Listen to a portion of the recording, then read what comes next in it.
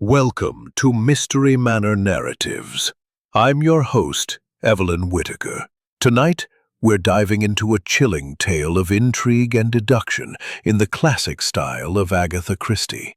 Settle in with a cup of tea, dim the lights, and let the mystery unfold. This is The Poisoned Violinist of Solstice Hall, a Hercule Poirot murder mystery. It's a long one, perfect for those cozy evenings. Over 90 minutes of storytelling bliss. If you're new here, hit that subscribe button and turn on notifications so you never miss a whisper of suspense. And tell me in the comments, where are you listening from tonight? Is it a rainy London flat? Or perhaps a quiet countryside cottage? I'd love to know. Chapter 1.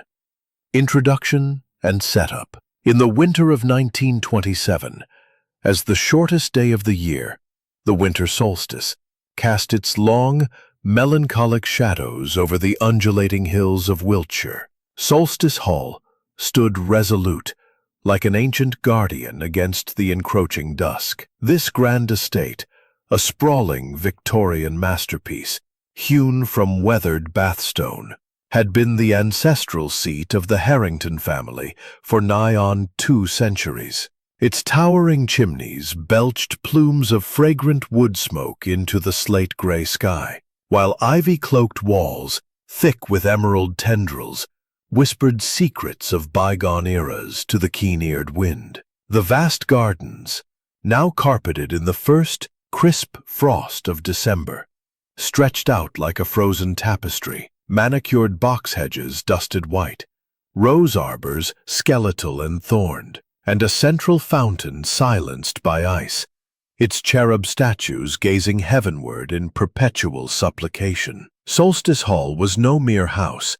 It was a living chronicle of English nobility's triumphs and tribulations. Built in 1842 by the second Lord Harrington, a Napoleonic veteran with a fortune forged in the fires of industrial coal mines, the hall boasted 60 rooms of opulent excess. The grand foyer, with its black and white marble checkerboard floor, echoed to the tread of polished brogues and the rustle of silk gowns. Crystal chandeliers, imported from Venice, dangled like frozen waterfalls from coffered ceilings, painted with scenes from Shakespeare's storms, market crashes, inheritance taxes, and whispers of mismanaged investments.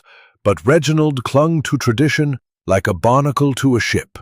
"The solstice marks the turning of the year," he would declare, raising a glass of vintage port, "from darkness to light, despair to delight." Tonight's theme was masked revelry. Guests arrived in dominoes and half-masks of feathers and velvet, evoking the mischief of a Venetian carnival transplanted to English soil. Among the 50 invited souls was the renowned Belgian detective Hercule Poirot. Ah, Poirot! Picture him precisely. A diminutive man of egg-shaped head and impeccable grooming, his mustache waxed to twin points sharp as daggers, his eyes green and gleaming like polished emeralds beneath a natty bowler hat. Dressed always in a patent leather shoe-polished suit, patent leather shoes, and a velvet rope watch chain, he moved with the deliberate grace of a man who valued order above all. Poirot had been coaxed to attend by his steadfast companion, Captain Arthur Hastings, an upright Englishman of athletic build, honest face, and a mustache that paled beside Poirot's masterpiece. Hastings, fresh from adventures in Argentina, had penned a fervent letter from their London club, the Junior Army and Navy. "My dear Poirot," it read, "a weekend in the countryside will rejuvenate those little grey cells of yours. Fresh air, fine claret, and no murders to mar the merriment. I insist." Poirot, ever skeptical of English fresh air, which he deemed damp and disagreeable, had relented with a Gallic shrug. "Very well, mon ami Hastings. but I pack my tisane and my galoshes. One never knows. Their journey had been a comedy of errors. A first-class compartment on the Great Western Railway from Paddington, rattled by rain-lashed windows, followed by a sputtering motor car from the village station. As they rattled up the gravel drive at 4:30, the hall's lanterns flickered welcome like fireflies in the gloom. Mr. Graves, the butler, awaited them at the portico, a stoic pillar of elegance, slender as a willow, with porcelain skin, raven hair coiled in a chignon, and eyes of haunted lapis blue. Her gown of emerald velvet shimmered under the chandelier light, accented by a single strand of matched pearls that spoke of old money. At 42, she was the picture of aristocratic poise, yet whispers in London salons painted a sadder portrait. A marriage frayed by childlessness, financial woes from Reginald's gambles, and rumours of her ladyship's melancholy liaisons in Paris during the war years. Monsieur Poirot, she murmured, her voice a silken thread. We are honoured. Music shall soothe us all tonight. The guests milled in the drawing room, a cavernous space panelled in oak and hung with tapestries of Arthurian hunts.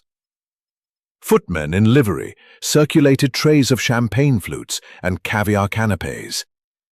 The star attraction, Victor Lang, had arrived fashionably late, his entrance announced by a flourish from the hall's antique clock.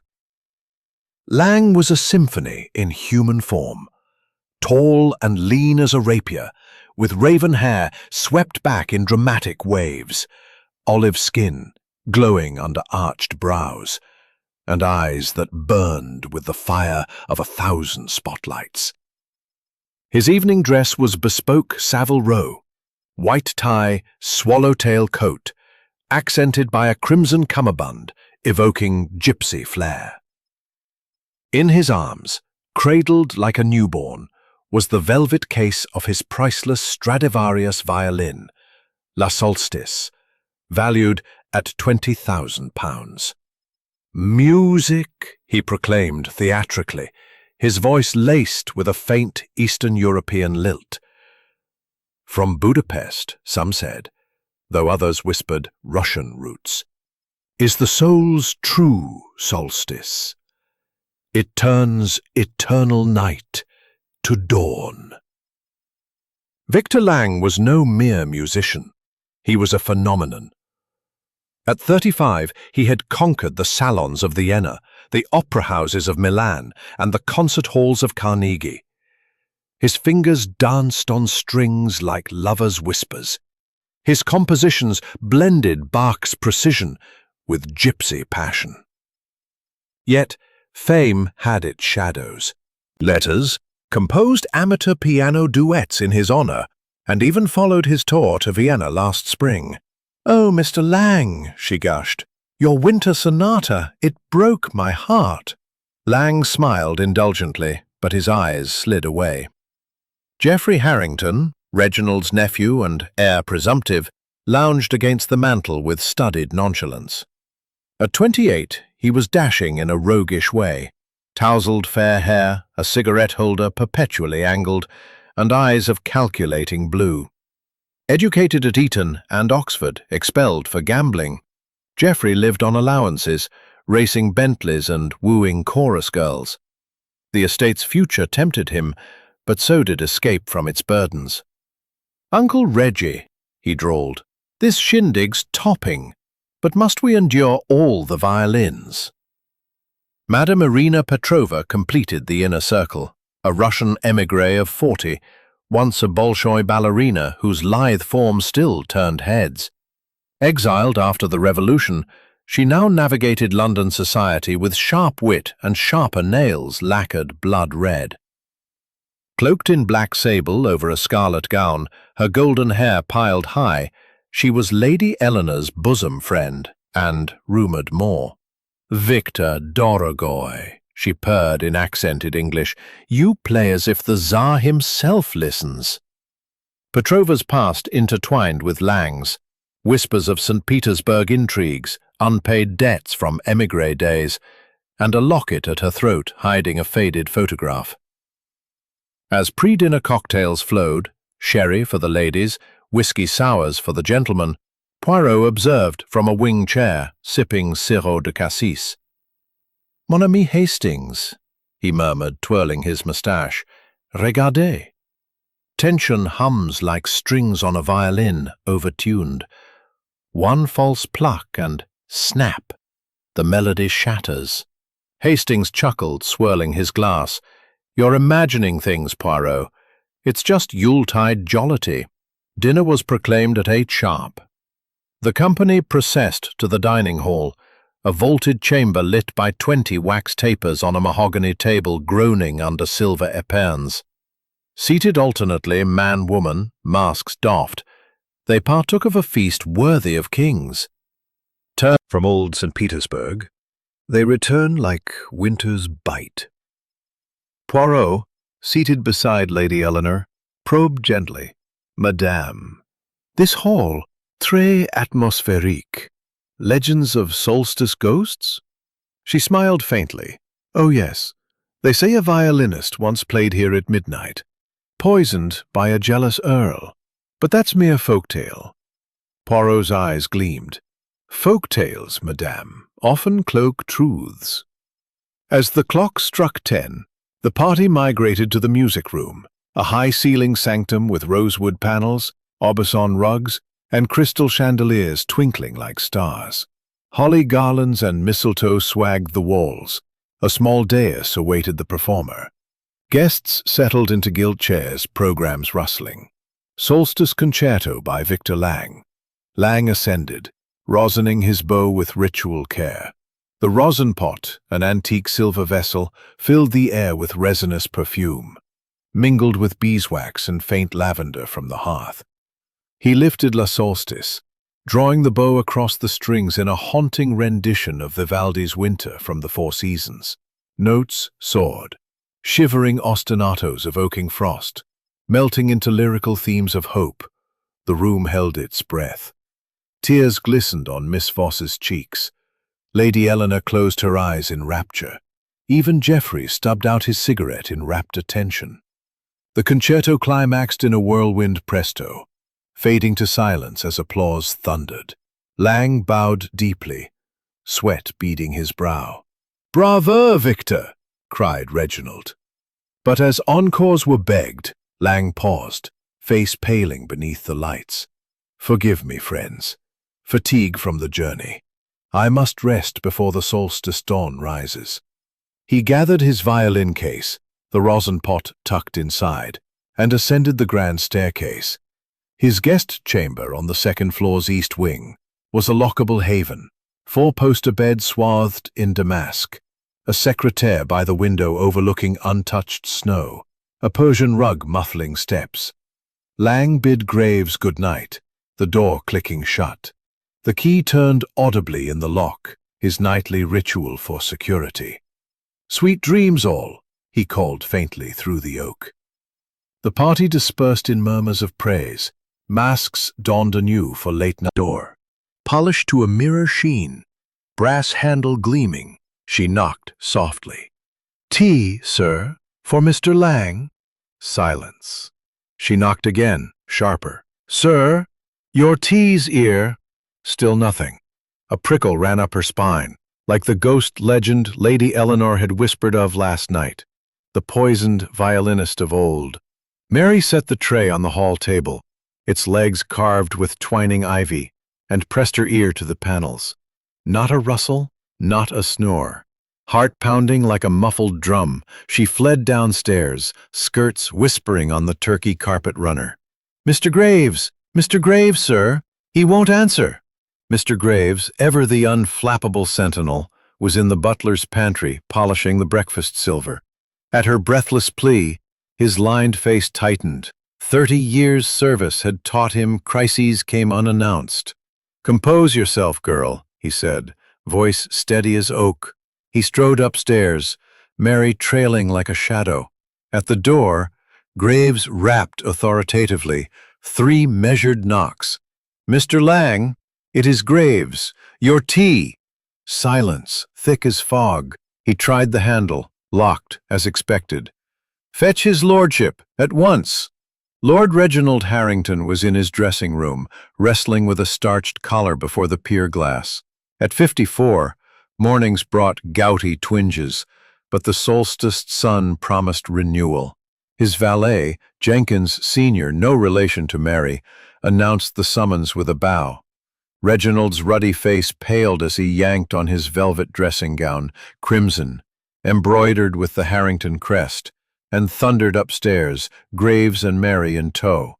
"What the devil's this?" he bellowed, pounding the door with a ham-sized fist. Thud, thud, thud.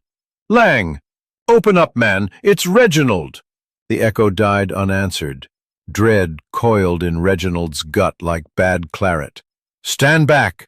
He charged, shoulder first.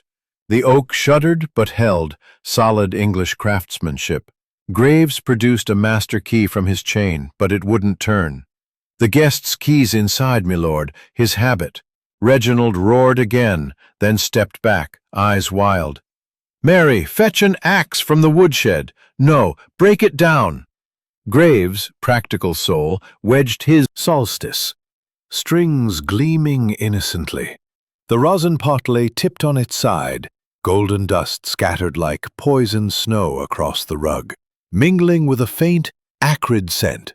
Not just resin, but something sharper, chemical, biting the nostrils like almond-tainted death. Mary screamed, a high, keening wail that rent the air like the violin's highest string snapping. She collapsed against the wall, sobbing. "Murder! As dead, sir! Poisoned, like the ghost!" Reginald staggered back, hand to mouth. "Good God! Lang! My God!" Graves, paling but composed, knelt swiftly, pressing fingers to the carotid. "Cold, my lord. Stiffening. Hours gone." He rose, closing the door on the horror, barring Mary's view. "Ring for Dr. Thorne, and the police. No, Scotland Yard. This is no natural end." Word spread like wildfire through the hall's veins. Footmen bolted downstairs, maids clustered in the servants' hall, crossing themselves. Bells jangled as guest-room doors flew open.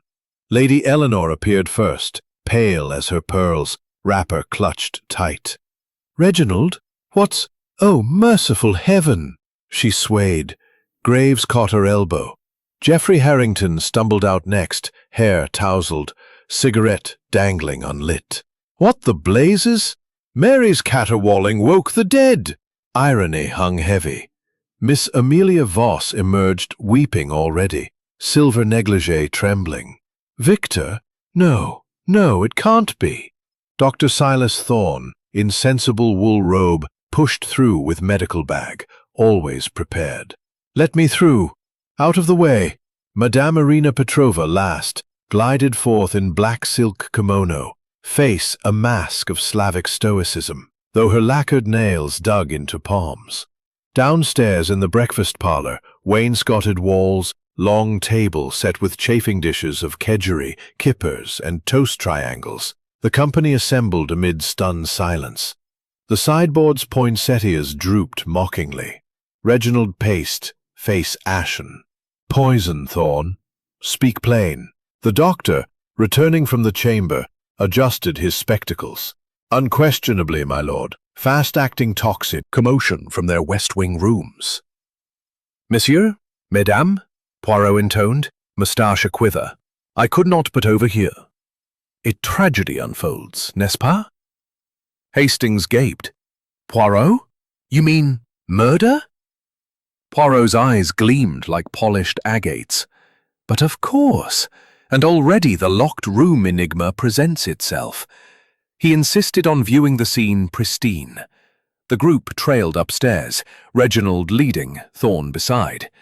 Graves had stationed a footman at the door inside, nothing disturbed. Poirot entered alone first, gloved hands clasped, head tilted like a bird of prey. magnifique, or should I say, infernal. He circled the body minutely, noted the key on the floor, inches inside, as if slipped under the door. But the carpet, thick pile, impossible to push from without. Window latched tight, snowbank undisturbed below, no footprints. Bed unmade, sheets tossed as if restless sleep. Nightstand, half-empty water glass, pristine Lang's journal open to musical scribbles. Debts to R.H. Es secret. Rosin dust everywhere, pot's lid askew. Bow in hand, hair sticky, perhaps from recent use. Mon ami Hastings, Poirot called softly. Note, no forced entry. Door lock intact, key inside, window secure. Yet poison delivered. Comment? The impossible crime. Hastings peered in, paling. Blimey, Poirot. Like that fellow in the Abbey, locked from within. Poirot nodded. Exactement. But here, the violin is the key. Pardon the jeu de mots. Descending, Poirot commandeered the library for statements. Leather armchairs circling a green baize table, fire roaring. We wait for Inspector Japp, but my little grey cells, they work now. Whispers bubbled. Lang's flirtations. Had Lady Eleanor blushed too warmly? Geoffrey's debts, Lang as moneylender. Voss obsession, stalker letters, Petrova's glare, old scores.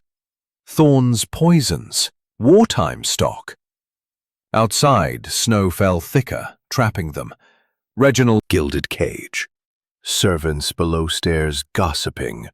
Guests in drawing room under guard. As Japp stomped upstairs, Poirot murmured to Hastings, "The violinist is silenced, mon ami, but the true concerto of deceit just commence." Chapter 3. Investigation begins. "Ah, Inspector Japp, mon vieux," Poirot began, voice smooth as velvet over steel. "We commence. The locked room yields no secrets yet, but les âmes, the souls, they will betray. Hastings, enregistre every word, every tremblement." Japp grunted, red face florid. "Right you are, Poirot. No funny business. Straight answers or the cells." Outside, constables patrolled the corridors. Servants whispered below stairs of the poisoned fiddler ghost. First entered Lord Reginald Harrington, summoned by a footman. He slumped into the leather armchair opposite Poirot, dressing gown exchanged for a tweed suit, but his ruddy cheeks had drained to putty. The gouty foot propped on a hassock, a whiskey tumbler sweated in his fist. "Dash it all, Monsieur Poirot, this is a beastly affair. Lang was my guest." Poirot leaned forward, eyes piercing. "Précisément, milord, a guest of honor. Yet he lies dead, poisoned in rosin. Walk me through last night, every note." Reginald swallowed, voice booming less surely. "Dinner till 10. Music room till 11:30. Lang played like a god. Vivaldi, then his concerto, superb. Then he retired. I went to my study. Ledgers, you know. Financial rot, tea plantations down 20%. Alone till 2 a.m., brandy in hand. Heard nothing. Nothing. And your wife, milord?" Madame la Lady seemed enchantée by Monsieur Lang's bow. Poirot's mustache twitched. Reginald's fist tightened, glass chinking. "Eleanor? Bah! Old history. Paris 18. War romance, nothing more. But yesterday afternoon, in the rose garden, snow-dusted roses, mind, I overheard them. Lang pressing, 'Old promises, Eleanor, your letter from 22. Blackmail, do you think? Jealous? Me? Never." His laugh barked hollow. "Point. Reading. Yet your diary, madame. I observed it open on your secretaire this morning. VL threatens exposure. Childless shame. Blackmail? He mocked your barren womb? Eleanor's gasp was a sob. How? Yes, the letter. 22 post-divorce threats from my first. Victor knew. Promised silence for favors. Last night he cornered me. Pay or Paris remembers. I refused. But murder? Never. Jap leaned in. Boudoir adjoins your husband's study, m'lady. Voices carry. Hastings scribbled. Eleanor. Motive. Blackmail. Affair. Alibi. Reading. Alone. Poirot touched her hand gently. Courage, madame. Shadows flee the light. Geoffrey Harrington slouched in third, cigarette holder clamped like a weapon. At 28, he radiated dissipated charm. Fair hair dishevelled, blue eyes bloodshot, tie askew. Rotten show, what? Uncle's heir, at your service. He sprawled, lighting up despite Jap's glare. Smoke curled like accusing fingers. Monsieur Geoffrey, Poirot said mildly, you inherit much if Lord Reginald falters. Last night, your movements, s'il vous plaît. Geoffrey exhaled languidly. Drawing room till 10. Sherry, flirting with Amelia. Dinner. Dodged Thorne's poison prattle. Music. Lang's fiddle. Decent, till my head throbbed. Slipped out at 11. Wandered grounds. Snow crunched. Lovely for a smoke. Back via kitchen at 12:30. Graves saw me nicking biscuits. Bed till Mary's banshee wail. Poirot's eyes narrowed. Grounds. Footprints below Lang's window. None. Yet you wandered. And debts, monsieur. Lang as card shark. Your IOU for 500 at Monte Carlo. Geoffrey's holder trembled. Gad, how'd you... Yes, Blighter lent at 20%. Yesterday he cornered me. Pay or Uncle Reggie knows. Disinherited. It'd throttle him, but poison. Not cricket. Jap barked. Kitchen alibi. Graves. Confirm later. Notes. Geoffrey. Motive. Debt. Inheritance. Alibi. Grounds. Then kitchen. The wolf in sheep's clothing. Poirot. Vienna. Cruel. But murder? He'd die for him. Amelia. Motive. Obsession. Rejection. Alibi. Adjoining room. Heard practicing. Dismissed. She fled weeping. Poirot sighed. Love's bow. Deadly when drawn. Dr. Silas Thorne entered briskly fifth, medical bag clinking like judgment. At 58, he was a scholarly steel, spectacles glinting, gray hair precise, tweed suit smelling of carbolic. Gentlemen, as physician I examined the body, aconite absorbed dermally, rosin vehicle, lethal dose 2 grams, death in minutes, convulsions, respiratory failure. Excellent, doctor, Poirot purred. Now, your night. Poison's your specialty. Psalm gases? Indian monkshood? Thorne nodded curtly. Academic. Checked Lang at arrival. Fit as a fiddle. Cocktails. Chess talk with Irina. Dinner. Debated toxins in tea. Hypothetical. Music. Enjoyed the acoustics. 11:30. Billiard room with Petrova. Snooker till 1. She can vouch. Bed. Poirot tapped the table. Your bag, doctor. Cyanide vial for pests? And wartime grudge. Lang dodged draft in Budapest? Thorne stiffened. Pests indeed. Rats in my lab. Lang? Coward, yes, but no motive. Alibi solid. Jap. Billiards cues. Check chalk marks. Notes. Thorne. Motive. Poison knowledge. Grudge. Alibi. Billiards with Petrova. Madame Irina Petrova swept in last, a raven in emerald velvet, golden hair pinned, locket glinting, nails blood red. At 40, her Bolshoi grace masked iron. Da, detectives, speak, I waste no time. Madame, Poirot bowed slightly, your past entwines with Lang's, St. Petersburg, Revolution, from merriment to midnight. Irina's laugh was smoke. Cocktails, flirted harmlessly. Dinner, Warned him, old debts bite Victor. Music, his fire, reminded me of Tsar's balls. 11:30, snooker with Silas, lost 5 games. 1 a.m., bed. Alibi? Da. Poirot eyed the locket. Ghosts, child. Only method. Jap radioed autopsy.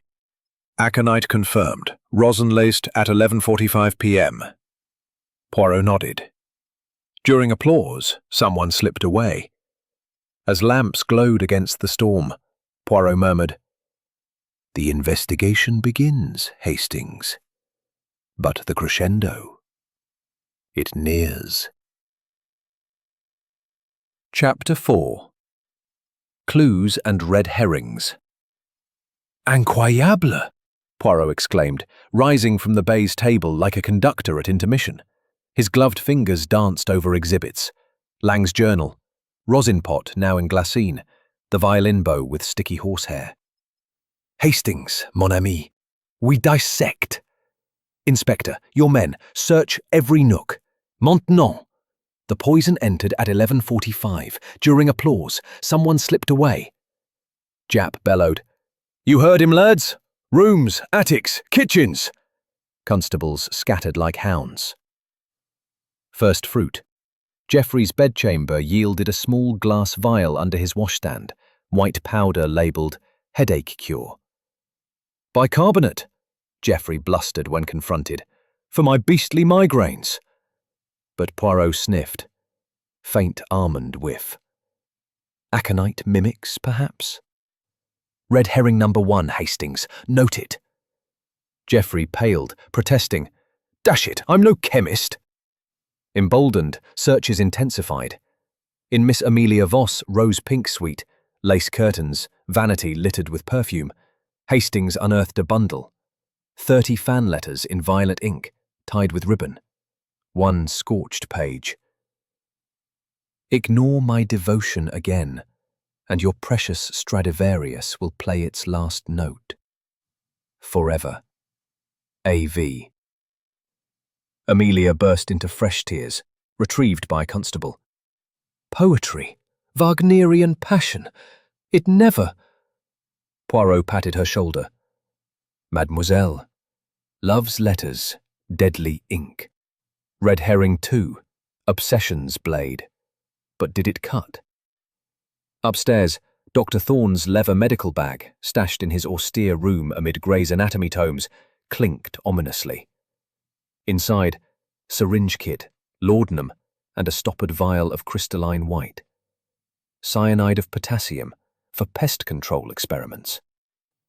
Threatens exposure unless repaid by Solstice. Reginald roared, "That bounder fleeced me in 26! But poison, it horsewhip him fair." Poirot flipped pages. Clue 2, journal entry. RH owes 2K. Salon fraud, in Lang's hand, ink fresh. "Milord, your signature forged?" "No. Your pen nib matches the slant. Debt's no herring, it's a noose." Madame Petrova's sable-draped chamber yielded the juiciest lure. Her silver locket, unclasped by nimble constable fingers, sprang open. Sepia photo of a young man, dark-haired, eyes like Lang's. "Mikhail, my brother," Irina hissed, snatching it. "Victor denounced him. Bolsheviks shot him 18. Last night I slapped Victor. Blood debt. But poison, niet. It use ballet slipper. Crush his throat." Poirot examined the photo. Identical mole on chin. Red herring 4. Revenge's portrait. Perfect double. Yet your alibi, thorns, cracks. Billiard table. No chalk dust on cues. You parted at midnight. A maid's whisper led to the butler's pantry. Among spice jars and silver polish, a duplicate key to guest chambers, engraved East Wing. Graves bowed stiffly. "For emergencies, sir, locked airs, fainting ladies." Poirot twirled it. Clue 3. How the poisoner entered unseen. But whose hand turned it? Red herring 5 if yours, Graves, but your boots, no snow melt. Outside, twilight deepened, storm's fury. Hastings reported a red herring 6. Single footprint in snow below Lang's window, small, feminine, leading to rose arbor, then vanishing. Amelia's, Jap scoffed. Gardener's boot, size 7. His clodhoppers match. False trail. Back in library, Poirot orchestrated revelations. Gather twos. Suspects filed in, faces drawn. Reginald glowering, Eleanor weeping, Geoffrey smoking furiously, Amelia dabbing eyes, Thorne impassive, Irina smirking. Servants hovered. Mary curtsied with fresh tea, hands trembling, glancing at Geoffrey. Mes amis, Poirot declared, standing tall. Cyanide. Wrong stuff. Irina's locket. Vengeance voiced, not acted. Footprint. Gardener's jest. True clues sing. Torn letter. Eleanor's shame. Forged IOU. Reginald's fraud. Duplicate key pantry access. Journal's secrets. And this. He unveiled final gem. From Lang's waistcoat, a tiny wax seal, blue, imprinted V.L. Solstice Concerto. Rosin pot his, sealed yesterday. Broken tonight. By whom? Eleanor fainted. Mary revived with salts. Geoffrey muttered, bloody circus. Amelia sobbed, Victor's ghost plays on. As lamps flared against ink-black windows, Poirot paced, mustache a-quiver. The fugue twists, Hastings. Red herrings dazzle. True melody hides in discord. Someone entered that room. How? A constable burst in. Sir, attic ladder, fresh snow on rungs, window access, from inside roof? Poirot's eyes gleamed. Clue 4. Impossible made possible. But the who? Ah, it whispers. Tea clinked, storm raged. Mary whispered to Hastings. Ghost's ladder, sir. The poisoned fiddler climbed it once. Poirot overheard, smiled. No ghosts, mademoiselle. Only genius, or madness. Suspects dispersed under guard, whispers trailing. Jap puffed pipe. Tangled as spaghetti, Poirot. The detective nodded. Exactement. But my little gray cells, they untangle.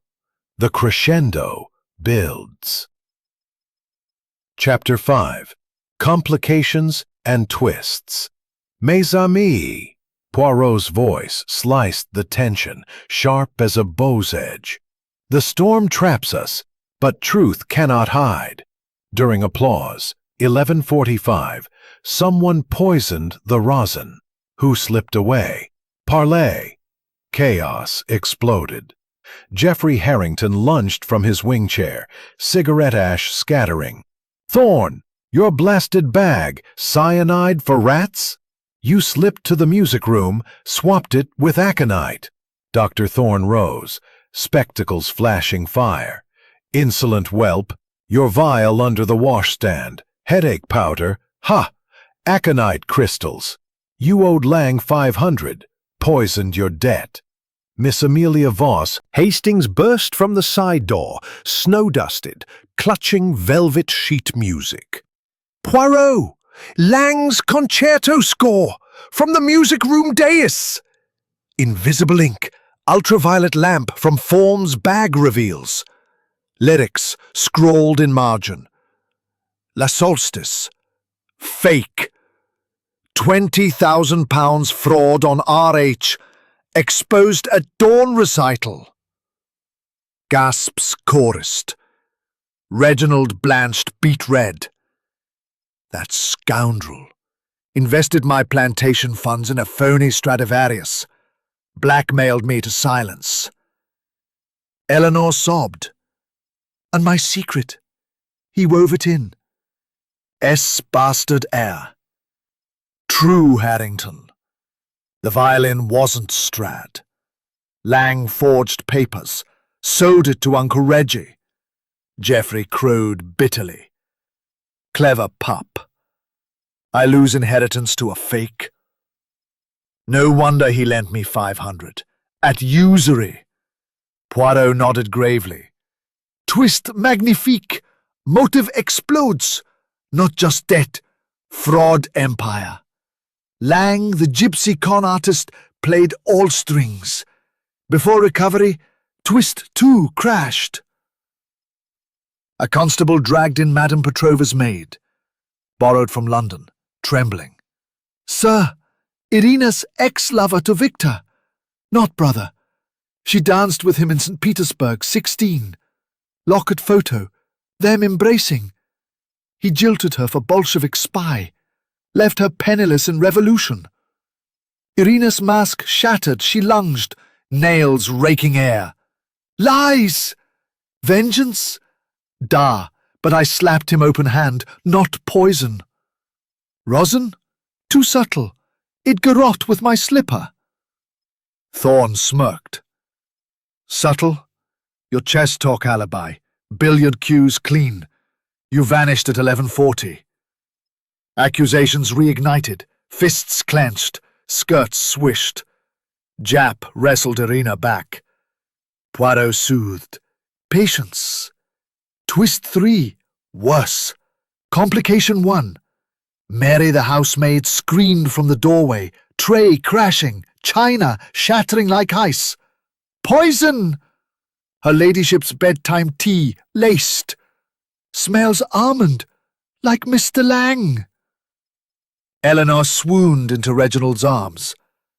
Jap Handshake! Post-concerto! Hastings gaped. But who shook hands? All pointed wildly. Eleanor whispered, I embraced him. Geoffrey patted back. Amelia curtsied, touched hand. Irina slapped, grabbed wrist. Thorne checked pulse, fingers. Reginald clasped farewell. Every suspect touched him. Storm peaked, lightning flashed, illuminating faces twisted in fear. Mary fainted. Graves revived with brandy. Amelia wailed, the ghost fiddler, poisoned twice. Reginald bellowed, enough, call off the blizzard, hang the lot. Poirot silenced with a shush, pacing furiously. Hastings, order. Twist 1, fake violin, fraud, motive all Harringtons. Twist 2, Irina's jilted lover, not sister. Complication, Eleanor's tea poisoned, killer desperate. Twist 3, attic ladder, inside job. Twist 4, syringe, contact poison.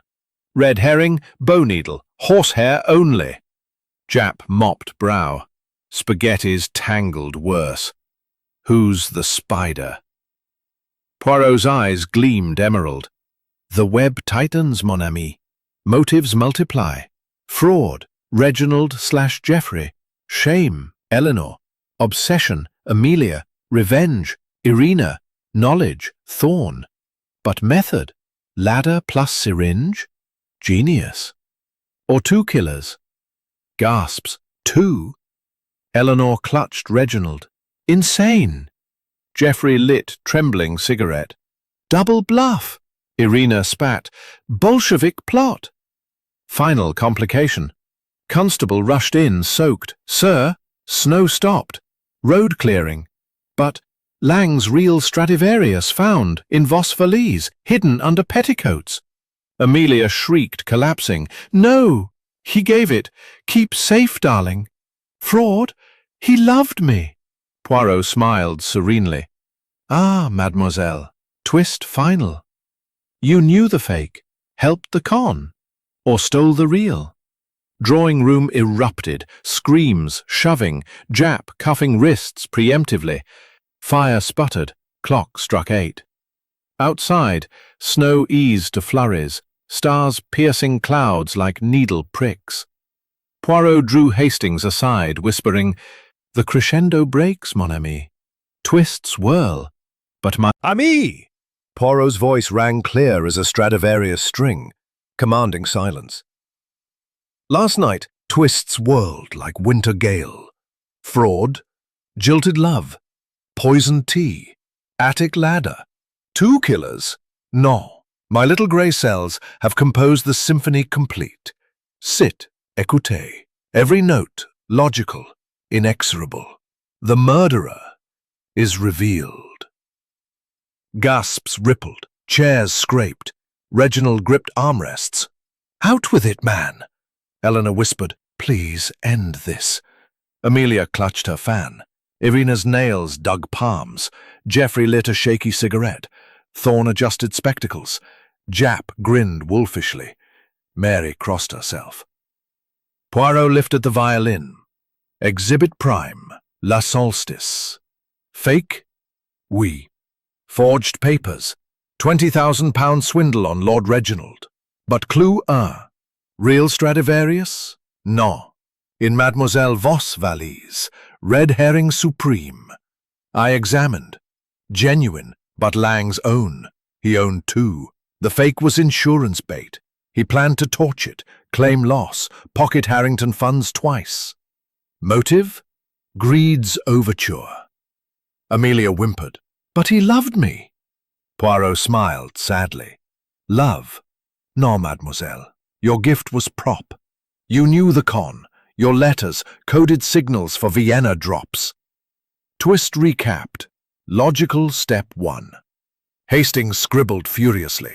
Poirot paced, bow in hand like conductor's baton. Exhibit 2. Rosin pot. Sealed arrival. Swapped 11:45 during applause. How? Not ladder. Red herring. Clue 2. Duplicate key from pantry. But who took it? Clue 3. Wax seal broken. Fingerprints invisible. But residue. Aconite plus lavender. Perfume scent. Whose? Madame Petrovus. Your Russian eau de tsarina. Irina bolted up. Lies! Jap cuffed her wrist gently. Sit. Non-lies, Poirot continued, voice velvet steel. Motive? Twist 2. Not brother. Lover.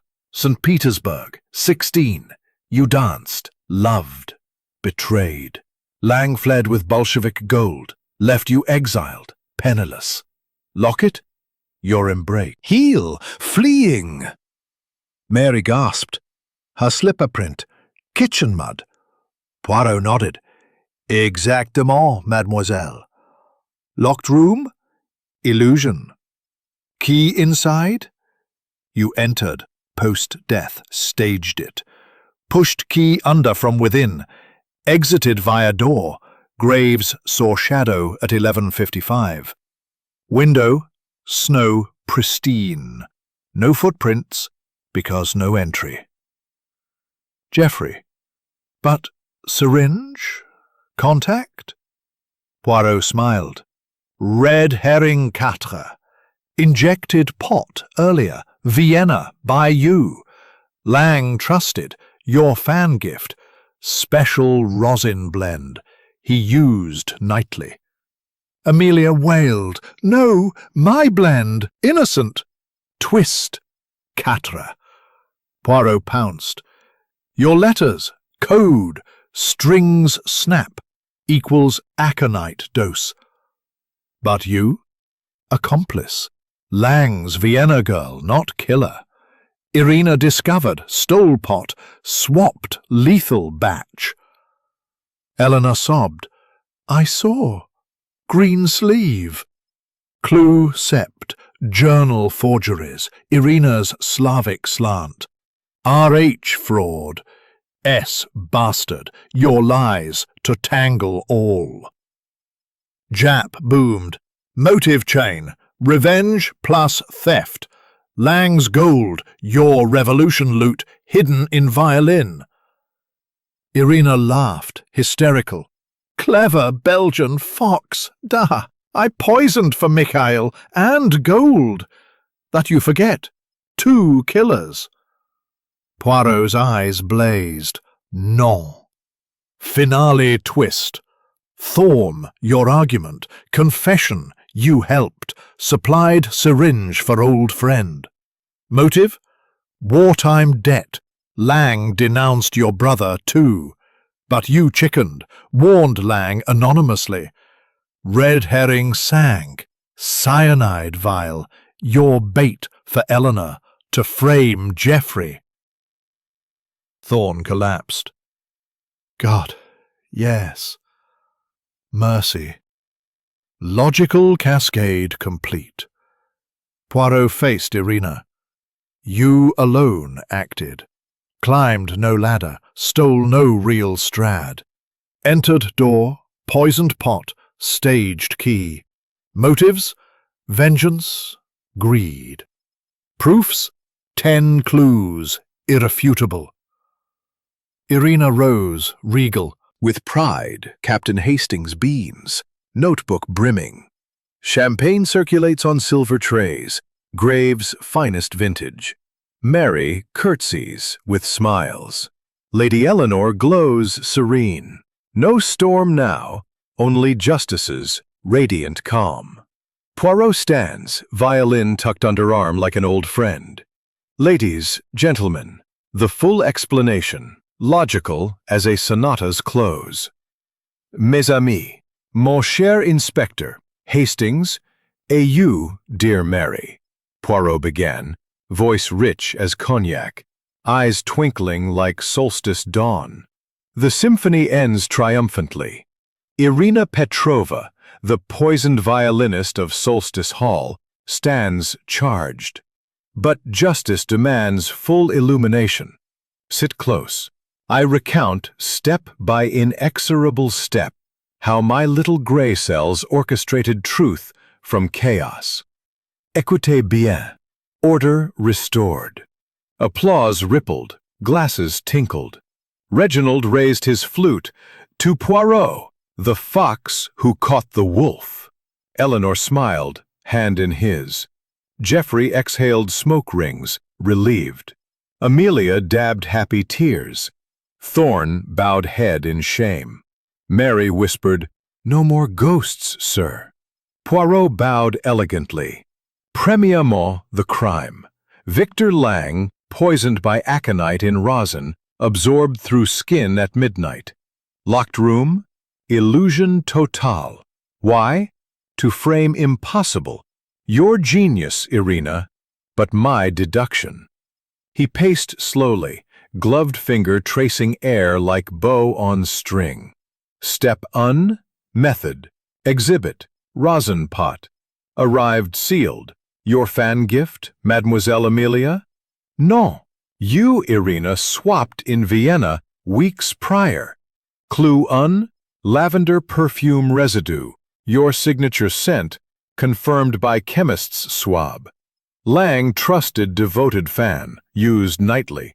Logical. Why swap early? You traveled with him, St. Petersburg reunion tour. Pricked seal with stolen syringe from Thorne's London lecture. Thorne nodded miserably. I lent it. Old war comrade. Fool. Step 2. Delivery. 11:45. Applause thunders. You slipped from billiards. Thorne your cover. Music room chaos. Sleeves brush case. Fraud. Is bastard lies to tangle Harringtons. Real plot. Lang's 2 Stradivariuses. Fake for insurance. Burn real hidden in your valise, not Amelia's. Proof. Inscription inside. To Irina. Eternal duet. VL16. You planned split. Half violin, half gold from case lining. Amelia gasped. My letters, codes for drops. He used me. Third movement. Panic, elimination. Step sank. Eleanor's tea, cyanide from Thorne's vial. Why? Clue 6. She saw your green sleeve at music door. Whispered, old promises? You hissed, silence or join him. Tea routine known, all saw. Almond whiff? Your backup poison, Thorne's rat bait, stolen same night. Logical, second attempt frames Geoffrey, vial in his room, planted by you. Eleanor squeezed Reginald's hand. I suspected, but feared wrong. Step 6. Red herrings, your coda. Herring un. Fake strad, dazzled with fraud tail. Herring 2.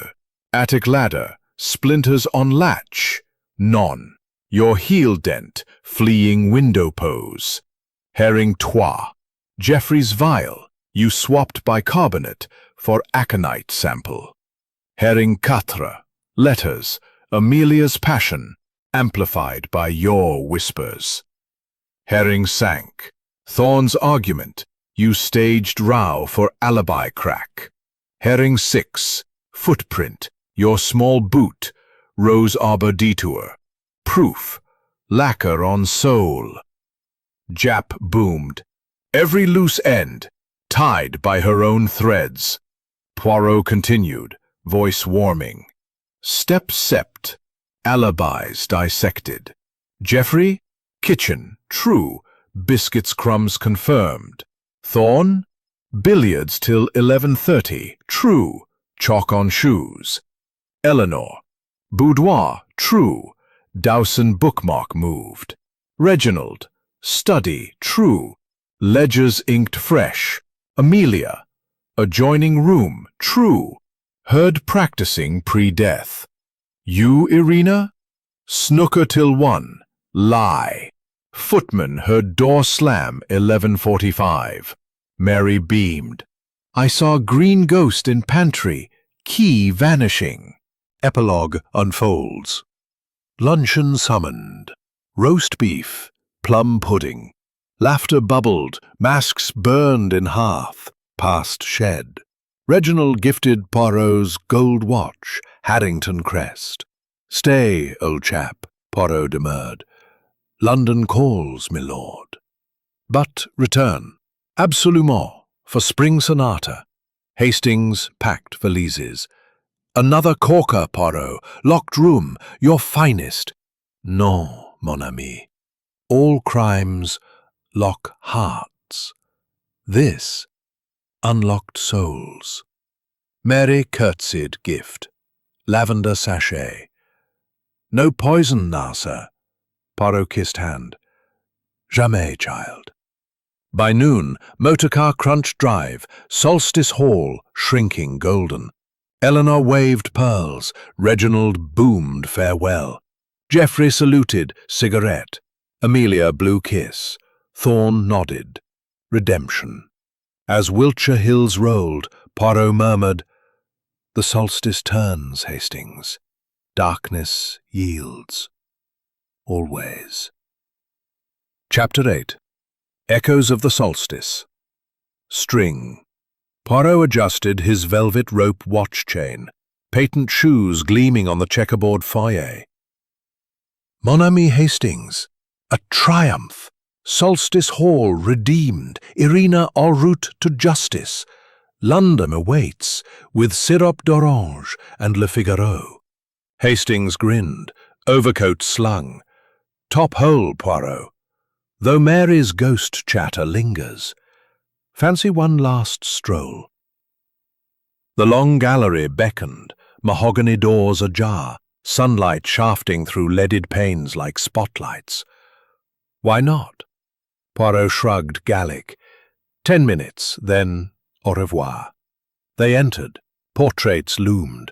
Harrington's stern in ruffs, cravats, hunt pinks. Third Lord 1805, monocle glare. Seventh, Reginald's father, whip hand raised. But at gallery's end, by the solstice window etched with turning wheel, discord, a painting askew. The poisoned violinist of 1842, ghost legend's source. Faded canvas, lean musician mid-bow, face contorted, emerald-robed lady behind, vial glinting.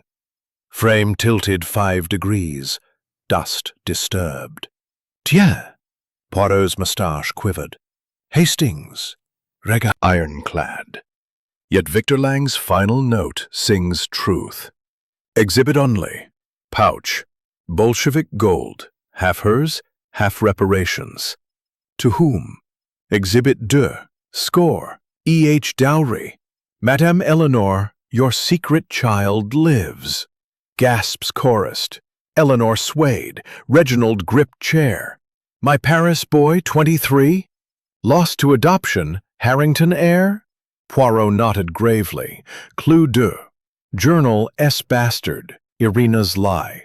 Real entry, pouch margin, son Reginald II, Ceylon guardian, £2,500 each.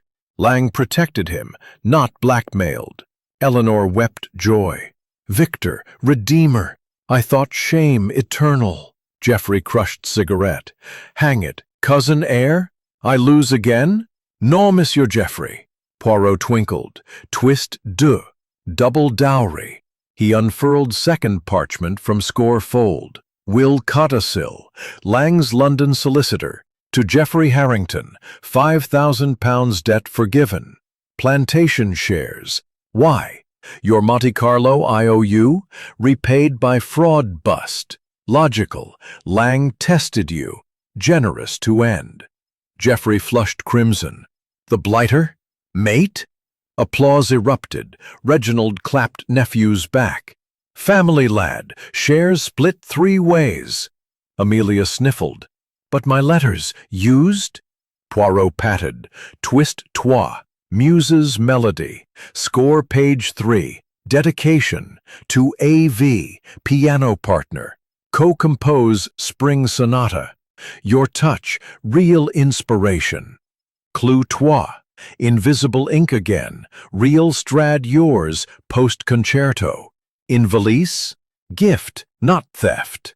Amelia beamed, hugging violin. Victor loved.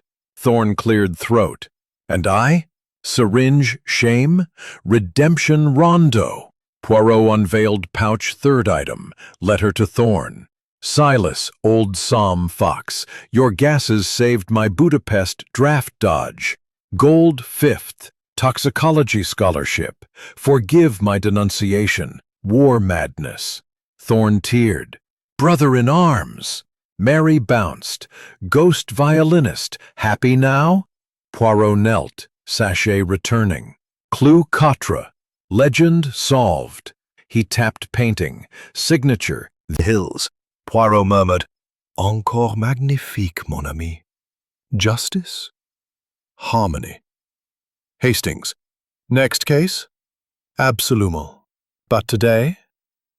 Spring. Chapter 9. Strings of the Shadow. Solstice. The spring sonata climaxed, Amelia's Stradivarius soaring triumphant, when a scream rent the gallery like bow snapping mid-air. Murder! Another! Mary collapsed, tray of gold coins scattering like deadly hail. Guests froze, champagne spilled ruby on Persian rugs. Reginald bellowed, "What fresh hell?" Eleanor clutched pearls. Geoffrey stubbed cigarette mid-drag. Amelia's bow trembled. Thorn dropped scholarship letter. Graves paled. The shadow room. Poirot whirled. Motorcar keys tossed to Hastings. Mon Dieu! Back! Vite! Jap! Telephone Scotland Yard! They thundered upstairs. East wing, past Lang's sealed crypt, to the shadow room. Solstice traditions haunted chamber, velvet draped, eternal dusk from blacked windows. Door ajar inside. Horror bis. Nikolai Voss, Amelia's brother, uninvited violinist prodigy, arrived secretly, post-gold reveal. Sprawled on crimson divan, face purpled agony, bow clutched like death grip. His Guarneri violin smashed beside rosin pot, identical to Lang's. Tipped, dust glittering poison snow. Froth lips, eyes frozen terror. Same method, but twist. Window open.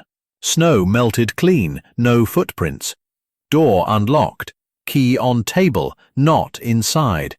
Incroyable. Poirot gloved hands, circling. Hastings, note. Second aconite rosin, but open window, clean snow. Clue un. Timestamp hunt.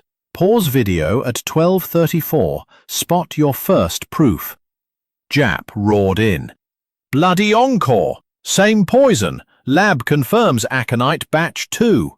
Suspects herded. new circle, plus Nikolai's valet, Ivan Russian, Petrova's cousin. Faces drained. Reginald. My gold. Cursed. Eleanor. Shadow ghost strikes. Geoffrey. Inheritance twice Prescribed. War nerves. Alibi. Letter reading. Size 8. New suspect, Ivan. Mass divorce. My charge. Alibi. Unpacking valise. Size 9. Second match. Ivan smirked. Petrova accent. Twist deux. Russian echoes. Poirot pounced. Ivan. Clue quatre. Your cuff. Rosin dust. Fresh. Petrova's cousin. Revenge chain? Ivan spat. Niet. Mistress cleared. I unpack only. Jap cuffed temporarily. 2 size 9s. Shadow dance. Complication un. Gold curse. Constable. Pouch coins. 1 missing. Stolen during scream. Reginald roared. 100 ruble. Tracker? Poirot paced. Mustache a quiver. Step deux. Motive minuet. Nikolai. Amelia's twin. Estranged. Clue sank. Valise letter. Sister. Gold mine. Father's steel fortune claim. Lang knew. Hid my adoption too. Twist trois. Nikolai killed Lang. First murder. Proof. Ganari strings. Match Lang's bow hair. Amelia gasped. No. He hated Victor. Stole my spotlight. Exactement. Nikolai. Vienna stalker, not you. Letters his forgery. Manicure masculine. Hunt number 4. Pause 4512. Letter ink slant. Chaos erupted. Amelia fainted. Geoffrey. Twin air. Im out. Thorn. Nikolai's prescription. Aconite for nerves. Self. Yvonne lunged. Master innocent. Petrova's gold. My family. Twist quatre. Panel trap. Poirot triggered switch. Spring arrow from frame. 1842 defense. Poison tip. Clue 6. Nikolai's neck. Puncture under froth. Double kill. Self-rosin plus arrow. Suicide? Gnaw. Jap. Shadow room curse? Real? Finale? Reveal. Poirot faced Ivan. You. Petrova's blood. Motive. Gold all hers. Nikolai rival claimant. Step trois. 4 p.m. Basket your drop. Aconite 2. Panel. You triggered entering L. You triggered entering. Size 9 boots. Petrova's spares. Clue scepter. Missing coin. In your pocket. Ivan crumpled. Coin tumbled. Da. For Irena's appeal. Cuffs cap. Nikolai pricked. Arrow your hairpin trigger. Why? Gold all for Gretna Green wedding. 10,000 rubles. Salon shares. Mary curtsied. Tears diamond. He promised, sir. Nikolai laughed. Steel heiress, twin trumps made. I defended love. Amelia wailed. Brother's stalker. My letter's his. Mary forgive. Chaos hymned. Reginald boomed. Made murders for my nephew? Eleanor embraced Mary. Love conquers. Our son approves. Thorn. Vile my fault. Spilled in shock. Poirot silenced with raised hairpin. Step deux. Method mastery. Clue trois. Open window? Red herring divine. Dust trail. Your size 6 slippers. Narrow sole. Hunt number 4.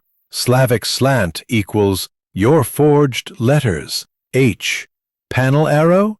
Hairpin steel. Matches your brooch. Key on table? Staged post-kill. Suicide for Nikolai's Lang guilt. Logical cascade. Love fuels motive. Dust hides entry. Hairpin seals doom. Geoffrey knelt. Ring box tumbling. Ruby solitaire. Marry me, Mary, now. Gold or no? Mary blushed. Yes, Geoffrey. Shadows dance no more. Jap chuckled. Cuff the maid or congratulate? Thunderous ovation. Amelia struck victory chord. Reginald. Maid's Lady Mary now. Eleanor. Son's auntie? Thorn. Scholarship for you two. Ivan. Russian Heart. English Wins. Epilogue Eternal. Salon Exploded. Fiddles Fetched. Amelia led. Shadow Sonata Premiere. Mary Violin. Geoffrey Flute. All joined chorus. Lyrics from Diary. Gold turns dark to dawn. Love strings eternal. Dance whirl. Holly confetti. Champagne fountain. Graves. Lady Mary. Tray? She laughed. Champagne self-serve. Poirot raised tisane. Final bow. Listeners, you composed this. 135 minutes. Your gray cells triumphed. Justice? Love's symphony. Motorcar purred. Hastings. Ultimate Poirot. Absolument. Solstice wheel. Eternal encore. Outside stars wheeled. Hall aglow. Mary waved ring. Our dawn.